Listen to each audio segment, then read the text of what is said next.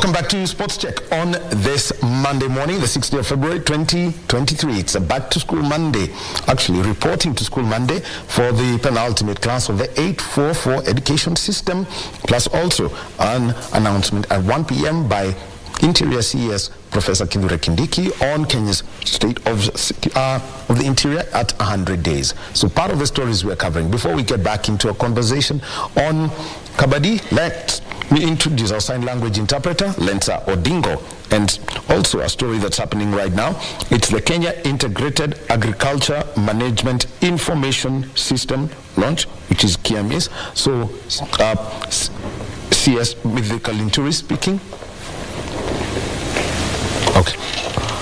All right, we'll be joining that about streamlining the agriculture sector, and that is at the launch of the Kenya Integrated Agriculture Management Information System, KIAMIS, that is a briefing that is happening at Kilimo House. This is a database for all farmers in the country.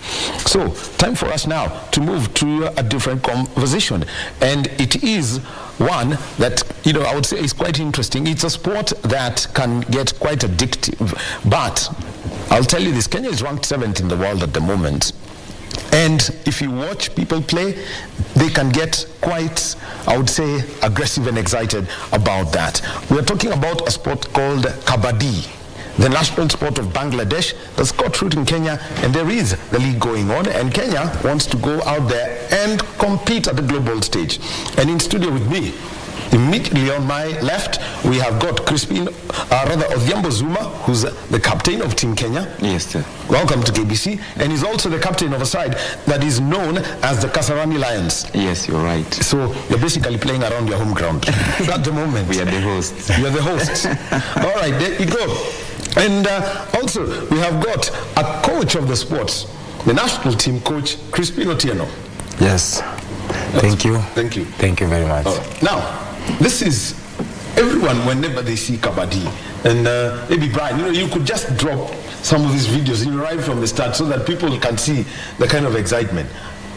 How did, I've been looking at some of the sports coming into this country and they're picking up quite fast. And a lot of them from the Asian subcontinent. I'll have to be specific. Yes. From around India, Pakistan, Bangladesh. Just how did Kabaddi get into this country, and you picking it up to Kenya, producing some of the best Kabaddi players? Okay, if I may start. Kabaddi was introduced in Kenya back then, maybe in 2012, 2011, 2012. That's when Kabaddi got root into Kenya. It came in as a Sako Kabaddi, the one with big men. You had to go to gym and eat well for you to play Circle Kabaddi. And then from there, we went into YouTube and found out the one that's professional, called Rectangle Kabaddi, the one that we are playing now in the leagues. Mm-hmm. Now this one, you don't have to be that big. You have to be smart, you have to be quick, and you have to just know the skills of the game. So this one involves everybody. And since 2012, we have been developing slowly, and in 2016 was our first time to participate in a World Cup in India. And we were underdogs because we had not played any big team, or we had not competed anywhere. But we were just training here, watching the games in the YouTube. We were training through the YouTube with Madam Leventa, showing us a little that he was seeing in YouTube, because by then most of our players didn't even have smartphones. So she had to see and come and teach us. And from there, we went there, and shockingly, we became number 5. Yes, we became number 5. We were the most improved team in the tournament. And from there, Kabaddi has been growing in Kenya, slowly by slowly, and to date, now we have a league. It's a very big thing in Kenya now. Yes. So let us now come to this. You've mentioned the two codes of Kabaddi. Yes. Circle and rectangle. Yes. Now, take us through what Circle Kabaddi is, and now what you are having now as Rectangle Kabaddi. Okay, Circle Kabaddi was being played in a circular ground. It's a circle, and then divided into two. And then there are 4 defenders each side, and then there are raiders who are in a line, and they enter to go and get to touch maybe one person from the 4 defenders in each court. But now that was not that much professional, because maybe it has a lot of injuries, and it's one-on-one. It's like judo, the one where somebody gets to attack you and puts you down. So that one is not a bit professional. So now when you come to rectangle, it is played in a rectangular ground, measuring 13 by 10. Yes. And then it's divided into 2. Then we have 7 aside. And then in this 7 aside, there are defenders. The 7 are defenders when they are being attacked by a raider. And then when the raider goes to look for a point, he becomes a raider. Okay? So there are raiders and defenders in this. And it is 7 aside. So here it is. I'm a raider, so all I need to go is go out, tap somebody. Try and touch somebody and come back without being attacked. Anyway, if you just take a look at Kabaddi and see how it works, I know when Kenya, in 2016, when Kenya was playing at the Kabaddi World Cup, they were quarter-finalists. I mean, we were also proud of this, and we wanted to find out, how do we just get into this? Yes. Captain. Yes, sir. Here you are, Zuma. Your story in this sport of Kabaddi. Give it to us. Okay, first of all, I come from a sporting family, which includes soccer, but in soccer side. Like if you see, my dad, Duncan Otieno, has played in the national team for quite a long time, the goalkeeper. Yeah, so Ronaldo Otieno also. So I came from a sporting family, and myself too, I've played for the top flight soccer in Kenya, Mathare United. So the people quite find it funny how I got the transition from soccer and then to the Kabaddi. So I found Kabaddi interesting because it's something that is new, and I really wanted to leave a legacy in a sport, because I really like sport. I really love sport. When I got into this Kabaddi, I met a lady called Lavente Oguta, and then she told me there is this game that we want to introduce in Kenya, and why can't you come and try play it? I asked her which game. Then I ignored her, and then she... The name itself, Kabaddi. Yeah. It's fun. Yeah. I ignored her the first time. Again, she called me again. She called me over and over, and then I said, it's okay. Let me go and try. Because Why the push? Interesting. It's very difficult for someone to keep telling you, hey, come, tucheze, kuja tucheze. I think she saw that I had a potential, and maybe some of the requirements that are required for a play. I think she was looking for not like raw people. She wanted to see like the people who are being doing transition from other sports, so that at least they can pick up very fast and to learn the game in a speed that to understand the game so quick. Yes. Okay, so there you are, and you finally accept to pick up the game. Yeah. What was the first thing you found out about Kabaddi that... Because if you take a look at it, you'd say it's probably one of the childhood games you were playing. But Yes. Okay. So how did you find it now? Because I know somebody will say, sasa hii tulicheza tukiwa watoto. Okay, Kabaddi has been there ever since, and our childhood. It's just that it's a game that has been modified into a top class standard, and being taken even to Olympic, and like to put it on a professional way, so that at least it's a game that people understand and the people can play, yes, professionally, just like other games that are played in Olympics and all over the world. Yeah. Well, and actually, Kabaddi was a demonstration sport at the Olympic Games. I think it was games of what? Hitler's Games, 36. Yes. 1936. Yes, 1936. So it was at that point. But you see, for you, just to be for you to be an Olympic sport, you need 75 countries on 4 continents, and so far, I know Asia and Africa leading part. Okay. Right now, Kabaddi is played in Asia, Africa, Europe, and America. It's all over. It's now right now almost every continent. Yes, it is there, because Like now in Bangladesh, that the tournaments that are upcoming, we have teams from Africa, Asia, Europe, and the three continents. Yes, already are represented there. So it's a game that is now getting a lot of fans, and it's now getting popularity everywhere. So Kabaddi, now everybody wants to get involved with Kabaddi. Even the CS of sports, yes, Babu Namamba, when we had a meeting when he was trying to talk about sports. Okay, Coach, yes, let me just interrupt you. Yes. And we are in studio with the captain of the national team on my immediate left, Odhiambo Zuma, and also the coach of the national team, Chrispine, Otieno. And Chrispine, yes, you were talking about the rectangle Kabaddi and what's actually required and how different. You mentioned that you have to be a bulky guy to play circle Kabaddi, but this one requires brains. Yes. And from some of the earlier videos we were seeing is how people are defending, because the whole idea is to tap somebody. Yes. And then run away. Yes. So do it, just tell us how the smartness is that you are mentioning is required for you to do this. Okay, like Odhiambo Zuma has said here, at least with an idea of sports, like the transition he had from football. I also come from a sporty family. We are athletes. My brother Hesbon Oduor, he's a top sprinter. He was in the World Cup. But being that we come from a sporty family, Hesbon is in the Kenya 4x1. Yes. 4x1 team. Yes. He's my brother.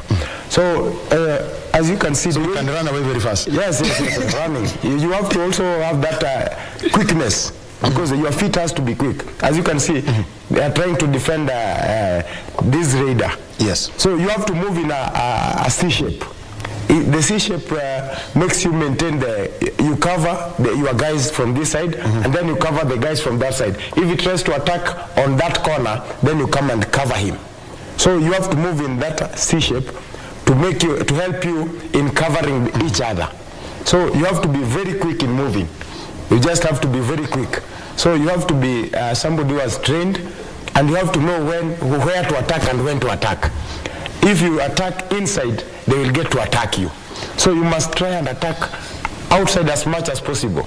And you focus on this person, and then you look behind you. Because when you are moving this side, there are people who are following your back. So you have to be quick in knowing that this side is this, they are following me, and this side I have to attack also. Well, and the pictures you're seeing out there, you can see that was a raid. It wasn't successful. Yes. Ideally, yes. That. So let's, Zuma, yes, let me come to you now, and you tell us about how to get in and out and defend, because when you tackle somebody, like we've just seen, that's a score. Yes. And when you tap somebody and go away, then that's still a score. So just take us through that as it is. Okay, in the Kabaddi, in the court, as you have seen, it's divided into two: the center line, and then one team is on the other side, another team is on this side, and it's played on seven aside. Yes. And also, what you have noticed is that it's like a revival game. When you get to touch a player and you manage to go back to the center line, the player that you touch gets out. No matter how many you touch, like maybe one, and then the other defenders were trying to protect him, and then you manage to cross to your hand or any other part of the body to the center line, they go out. So it's a game of revival, and so which means they now come down to 6. Yes. So maybe, for example, your team and my team, we started on a 7 aside when the games begins, and then we send our raider. Already the person that is sent to the other court to look for the point, and you are only given 30 seconds to do that. And when you are on the other side, you manage to touch someone, one of their players, and come back, the player goes out.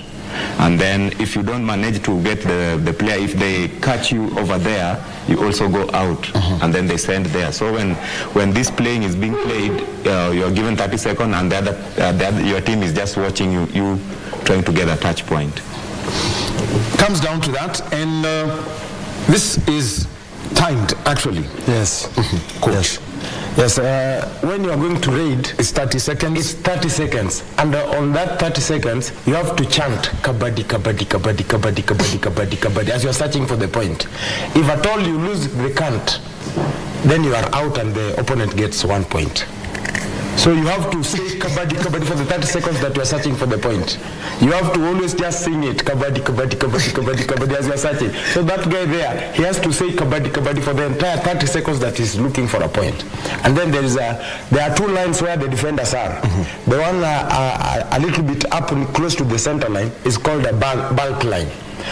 If at all you go there and you want to raid, you have to like enter your two legs inside. You have to stand inside it to show that you are now doing. So the two yellow strips, you have to be inside. Yes, yes. You have to be inside one of them, the first one, to be a successful raid. Yes. So if at all you don't enter inside there, then and you try raiding and you don't get a point and you go back, you are out of the court and the opponent gets 1 point. So you have to enter there because there is what we call first raid, second raid, and then third raid. Yes. With the first raid, you can go, not get a point and come back, but you have to enter into successful raid.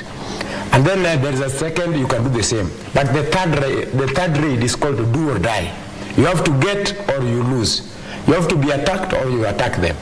So the third raid, you have to either get a point, and then there is the second line is called a bonus line. Yes.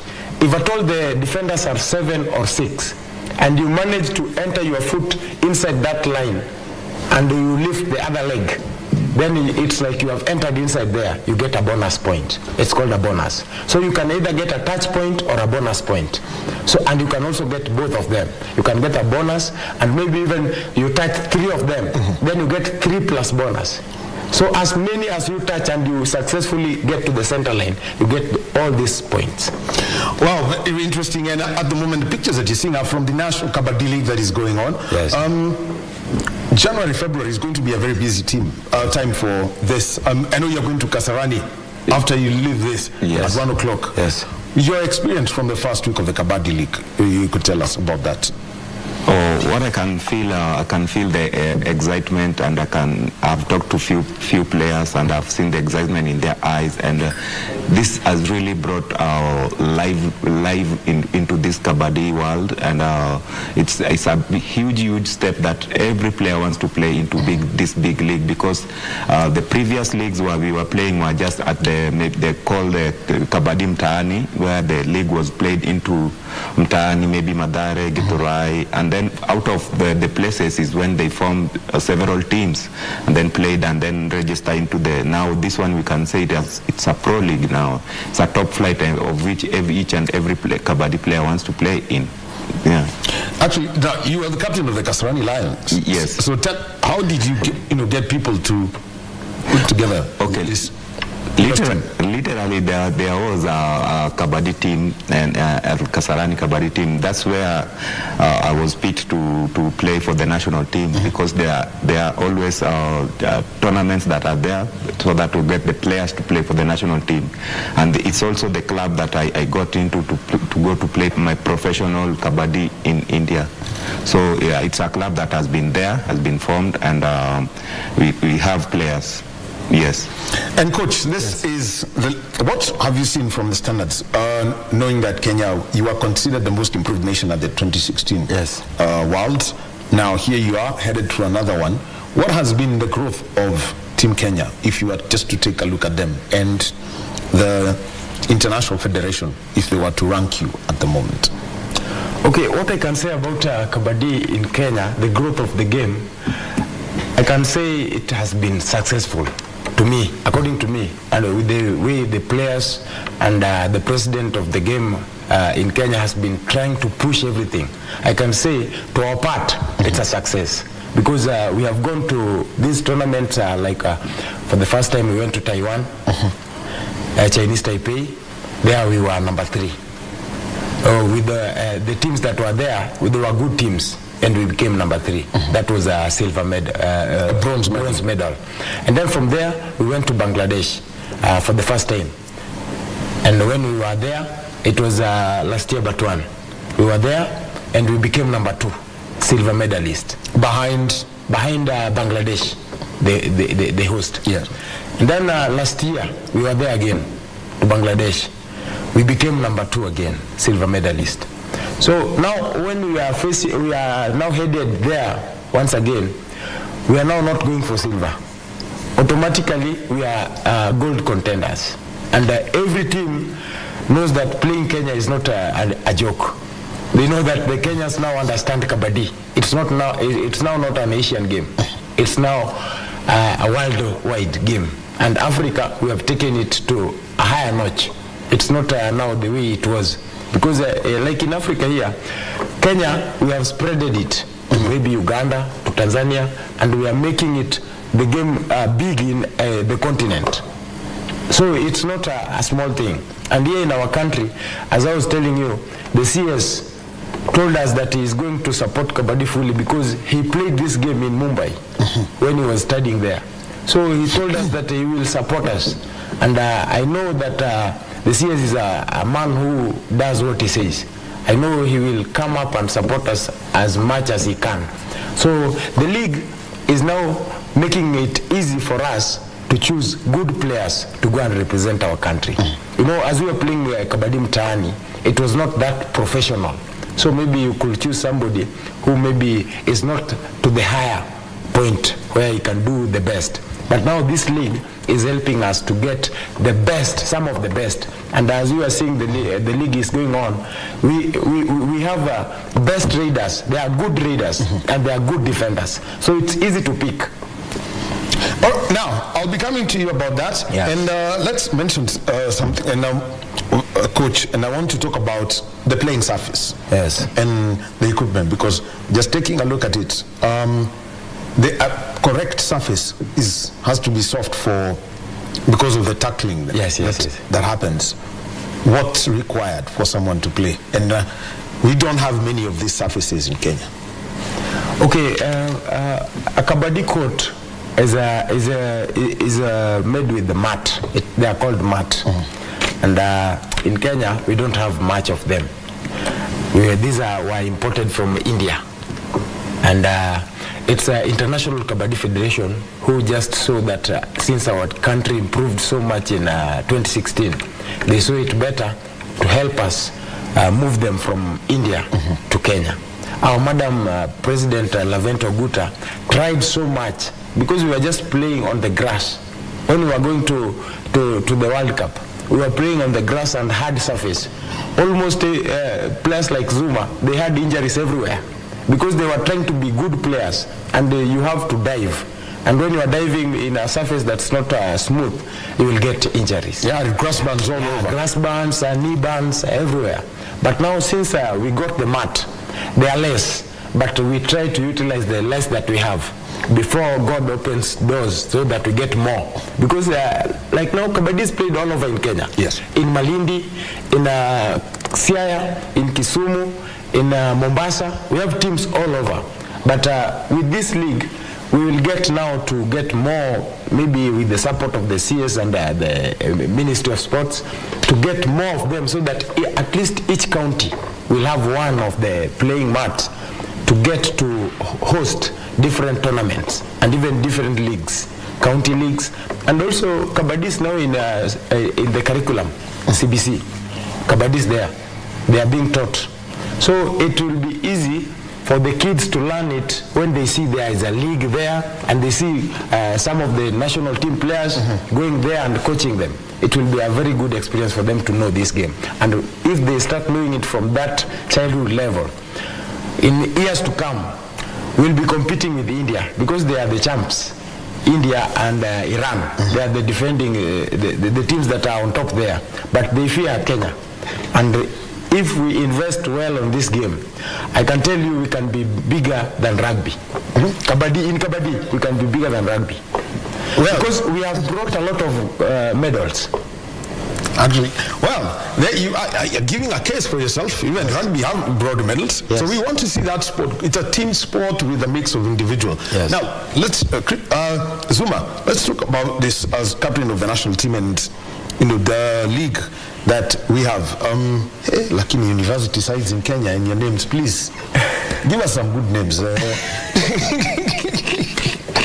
University of Nairobi, they've got a basketball team called Terrorists. Now, JKUAT have a Kabaddi team called Assassins. Yes. And they are shining out there. What have you seen from the teams competing in the league as you lead the Lions? Kasarani Lions. What I can say, the Kasarani Lions they are a very good team because we have been there for a very long time, I can say.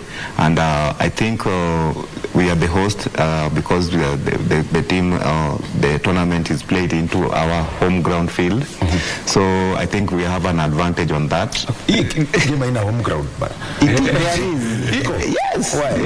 You will see when we lift the trophy.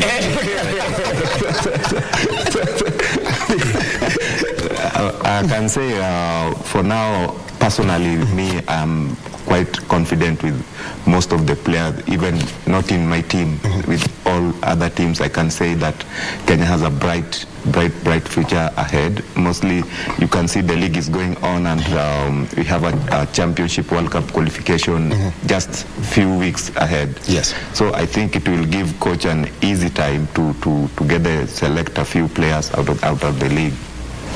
Like now, the players will be at top class performing, and with the match fitness will be there. So there will be no much work to do for the national team. It's just assembling them and just get the teamwork together and go represent the nation. Now, Coach, your assessment of what the key things that players have picked up over the past, over the past, say, 1 week, and how they've been approaching these matches?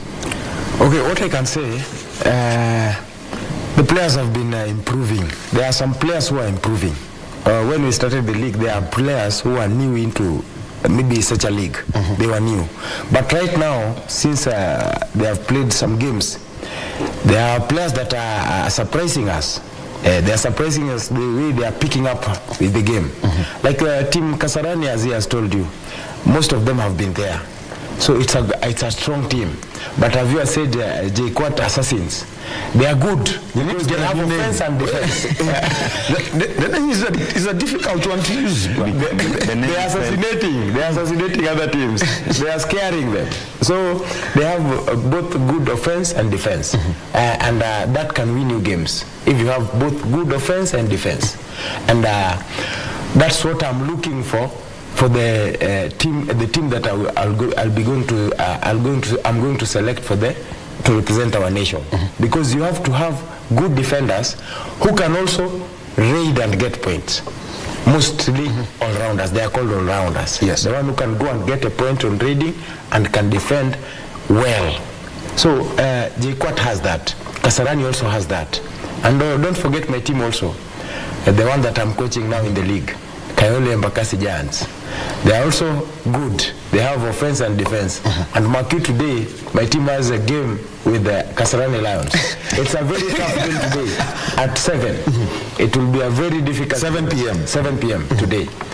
My team is playing his team.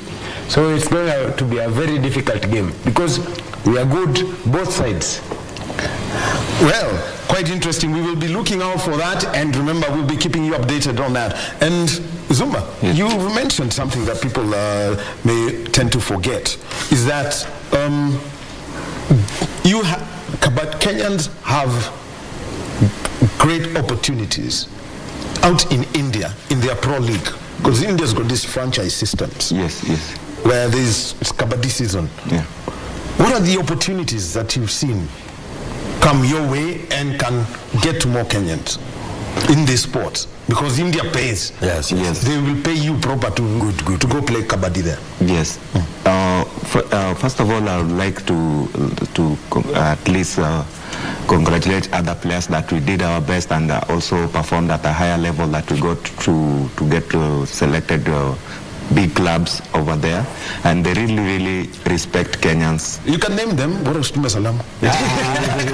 I can start with myself here with my team, Partner Pirates, and we played the same team with Daniel Omondi, James Kamweti. There are others who have started before, Simon Kibura, Felix Opana, David Musambai, Patrick Muvai Zao. So there are many, Victor Obiero.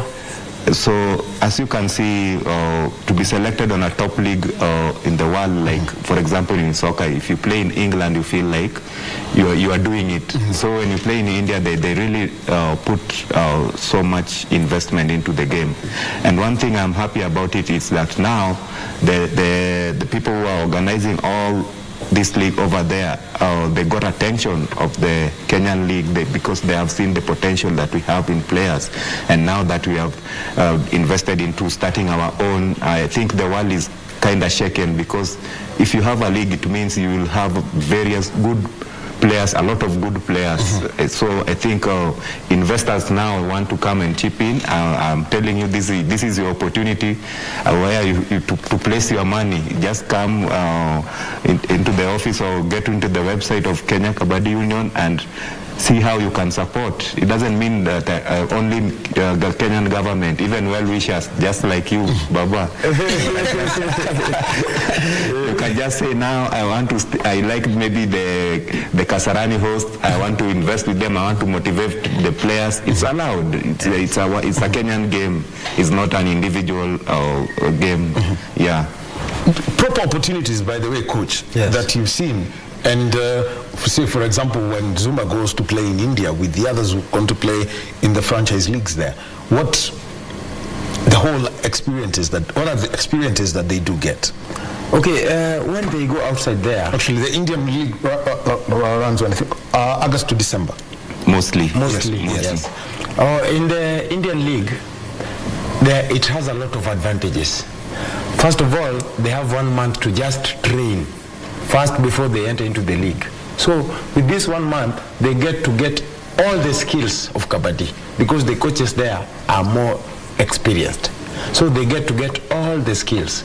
And that's what has helped us, because these players who have gone there, if they come back, they give us more skills and our players get more skills. So skill-wise, we get advantaged. And then their pockets, when they come back, their pockets are good. I won't lie to you. That's the whole essence of pro sports. Yes. Their pockets are good. So this makes even the younger ones, they want to reach to where they have reached, because they know if they reach there, they will get something good. So it has a lot of advantages. And I can also thank the Indian League, because they have seen the potential in Kenyan players and they have really supported us. They have wanted to make our players reach top there. And it has helped us in the international tournaments that we have gone. It has really helped us. So now let's move on to this next one. And it's all about getting ready for qualifying for the Worlds. What's the whole process here that we've got? Okay, preparing for the international championship requires a lot. Maybe it all goes around within the players. You have to make sure you have good players, and they are physically fit and mentally fit also, because winning is not only on the field. It begins at home with yourself and everything. So I always say myself, if we prepare well and put players into focusing onto the game, and that includes maybe finances and also fitness training, teamwork training. It includes a lot. And as per now, as I have seen, I'll call for this championship that is coming, World Cup qualifying Bangladesh. I would like the government also to do things in a good time and help the team for preparation for the championship. I hope you've taken your forms to the Sports, Arts and Social Development Fund in time. Yes. We have taken them already. I can also thank the government, because they have always tried to help us as much as they could.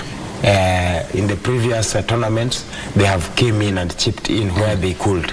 So I know that possibly even this time, they are going to support our players. And we also have Junior World Cup that's also going in Iran.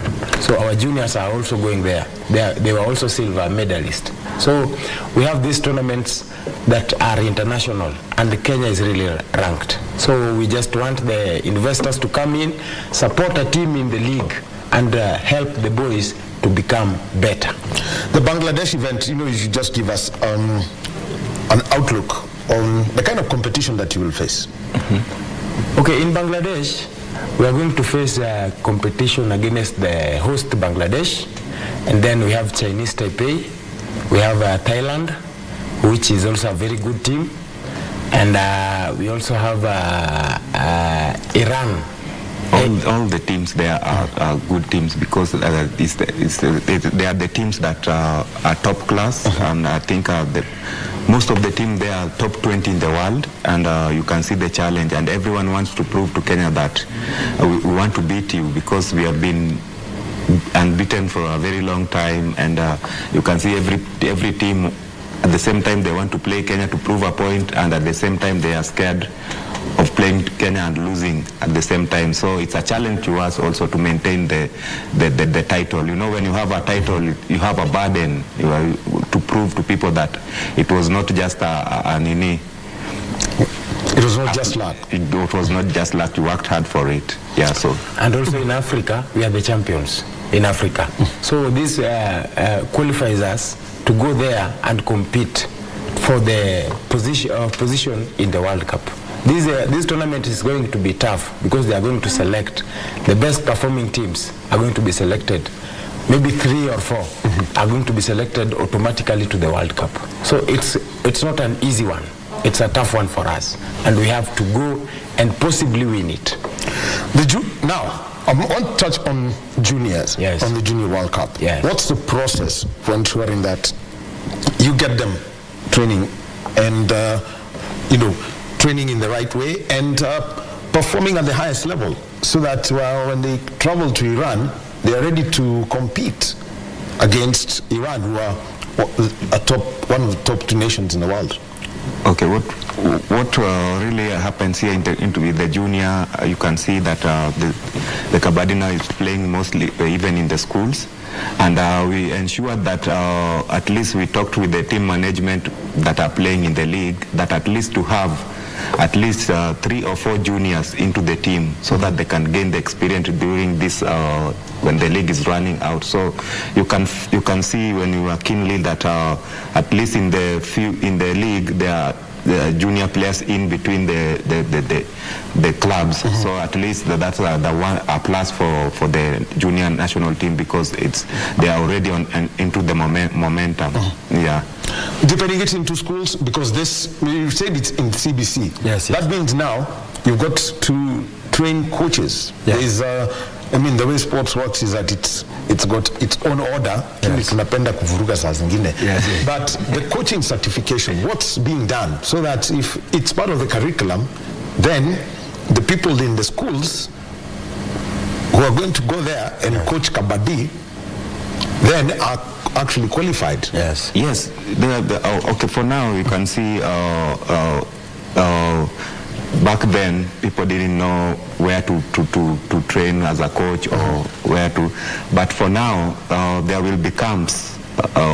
In Kenya, there have been camps, but the Kenyans, Kenya Kabaddi Union organization will create an awareness where coaches will be trained, professional coaches, and also even taken abroad for the verification. But I know that's the thing of the federation, that's it being planned, and that it's been there. But now, since it's been in the school, they want to make it professional and as for the satisfied legal coaches. Yes. What has been getting the coaching qualifications? Yes. As you add on to that. Yes. What has been happening is I got my coaching qualification from India because as you are training there, as you are playing there, and then I went there for the coaching. Even the referees, they have been trained there to get certified, to know what to do and what not to do, and how to coach the team. We went there and got it there. And now we were satisfied to get to train more coaches here locally. And thanks to Kenya Academy of Sports, they have been partnering with us. We had a training event in Siaya. That's where they first organized it, when they were organizing for even coaching and refereeing for football. It was done there, and Kabaddi was also included there. And there we trained more coaches and more referees. And even we got to make a team there. So there was another one that CAS organized with the Kenya Kabaddi, Kenya Academy of Kenya Kabaddi Union, also here in Kasarani. And we trained some there, and they are qualified. But that's why we have in the leagues, we have different coaches. So the ones who have been coached, trained, and they are qualified.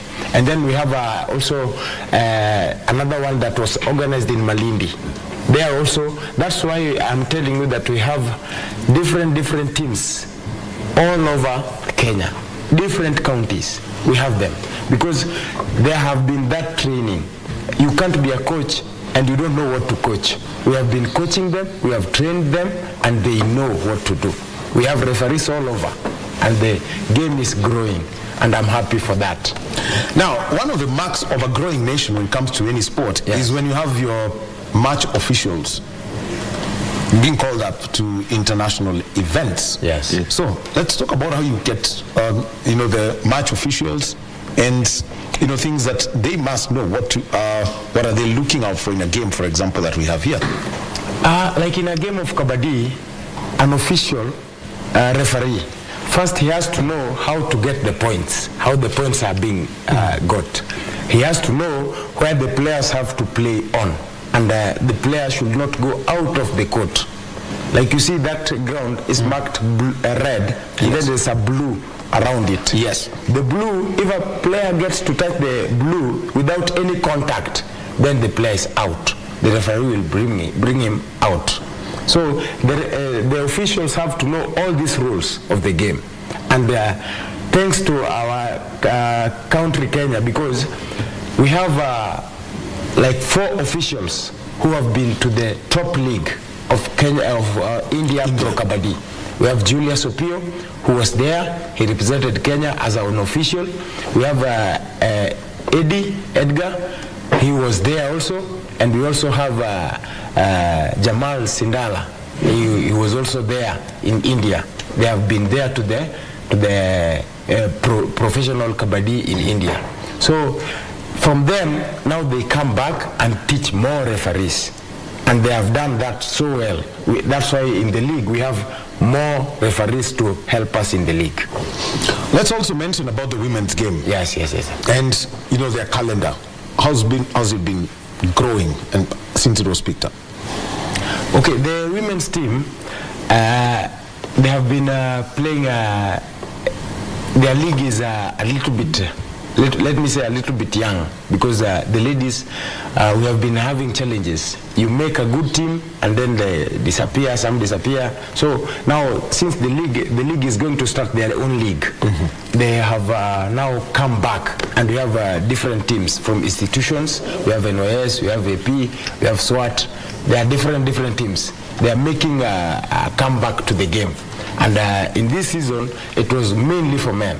And now, theirs is like a demo. And in the upcoming league, we are going to have a very competitive league for ladies, because right now they are training and they are gaining a lot of skills. Now, this is what, for you, Zuma, a convert from football to Kabaddi. The question then is, how do you spread out this gospel as the players? What are you doing to make sure that the sport is sustained and people can join? Okay, for now I can say first thing we have that's in school first of all, and when mostly when if you want to see a growth into the games, you have to start from the junior team. So what we are doing is we want to make sure that the school leagues are stable and are up to the class, and then we bring into the one, like I was telling you, Kabaddi Mtaani games. Like we will organize leagues also into the grassroots level. to at least create awareness of the game into the school, into the counties. Like we have been having county leagues, and now we want to have more county leagues after maybe the pro league. Now we go maybe Mombasa, Malindi, Lamu, whatever. And then another thing also is to broadcast the game. If we get like maybe our father channel KBC to broadcast some of the game, we'll be happy. At least it creates awareness through you people, because you reach a lot of people with this. And we give thanks a lot inviting us, because this is also spreading the game. Karibuni, karibuni asante. This is also spreading the game. You are part of this journey. So we urge at least people, other more media houses to also be part of it. So you have set example already. So yeah, I'm happy about that. So, and then also online platforms. Also now the world is digital. You can also check maybe Kenya Kabaddi Union fan page, Instagram Kenya Kabaddi Union, Facebook Kenya Kabaddi Union, and also the website to be updated on what's going on, the league and everything. Yeah.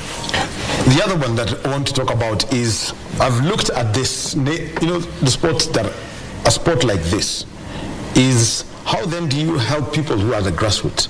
We know it's a known challenge. Indoor facilities in Kenya are few. Yes. It's not everywhere you get a kind of hall that would be used even for international events. I mean, you can think of where you'd go place your mats. How are you trying to, like, you mentioned earlier, playing on grass or other loose surface, or what we call out there, grau. Yes. In local language, grau. Yes. At some of these grounds that are out there, what are you doing to help, make it safe for people who are training where they don't have indoor facilities? Okay, Kabaddi, originally, even in India, it is played it was being played in a surface where there is like a dust, kovumbi too, kovumbi. They play it there, and it's basically ground. Yes. If you have more skills, you will know how to tackle and how not to tackle to get injuries. And that's what we have been doing even in Kabaddi Mtaani. We have been teaching our players how to play safe, not to get injury. Yes, that's what we have been teaching them. It's only difficult when, like I was telling you, when we were playing with Zuma, we were learning them. So we were just making tackle. Now it's like you have been told Kabaddis to tackle. You just want to tackle anyhow. But if you have skills, now this is how to tackle and this is how not to tackle. And that's what we have been doing, teaching our teams in Mtaani. And in Mtaani, it's just played in a grass. And it's very entertaining. In fact, our Kabaddi Mtaani was very successful because many fans were coming. Many people the ground was full all over. People are coming and they want to join, someone to join, someone to get involved with the game. So it was really successful. Yes, and you know what? Whenever they are playing this sport, the one thing that they say is you have to keep saying what? Kabaddi, kabaddi, kabaddi, kabaddi, kabaddi, kabaddi, kabaddi, kabaddi. So you can imagine why wouldn't I go and watch that? Because full-grown adults just going there shouting one word. Yes, I've recruited you already in Kasarani Lions. You are our fan. And to add on what Chris has said, yes, you are asking like this playing mat. The mats can be really dismantled and then assembled again. So when the county league, if the county league teams can be stronger, they can just import the mats, and we, at least per county or per town, you can have one hall, and then to place them there. And then good thing, you can travel with your mat whenever you are going to for a championship or maybe Kabaddi Mtaani. You just place them there, play, and then move them. So I think when you have enough mats, it's easier to play Kabaddi. You can play anywhere, even in the studio. Just place your mat and play. Yes. And then when you finish, you leave with your mat. We don't have a studio that is large enough for Kabaddi to be played, but already the excitement is there. So thank you very, very much, Chrispine Otieno. Odhiambo Zuma, thank you very much. He's captain of the national men's team and also of the Kasarani Lions. He's the coach of the national team, and Kayole Embakasi Giants. Yes. And by the way, at 7 p.m. At the moment, they're smiling together. 7 p.m. Tonight in the league, yes, these people, they're just going to turn into rivals as they shout kabaddi, kabaddi, kabaddi, kabaddi for 30 seconds. Yes. So it's been quite interesting. All the best to you. Asante. I hope to Thank you very see, much for I mean, you will have a conversation before you travel to Bangladesh with the national team that you'll have picked up. Yes. So we see, can Kenya now upset India and Iran Yes. and Bangladesh. Yes. Thank you very And the much. world. Thank you very much for hosting us. Thank you very much. So, thank you. Well, it's been a pleasure being with you in the last 2 hours. Thanks to Govir Babra, clerk of the course WLRC Safari Rally, telling us about this year's main events, the ARC, the Safari, and also the regulations about making it affordable to join, to be part of the Kenya National Rally Championship. And also to gentlemen here who do Kabaddi, and for everyone who helped put this together, I want to say thank you very much. Our sign language interpreter within this hour has been Lensa Odingo. My name is Daniel Wahome. Coming up next, Sarafina Robi on Kurunzi Mashinani and our interview program, Tamrini. Have a good afternoon.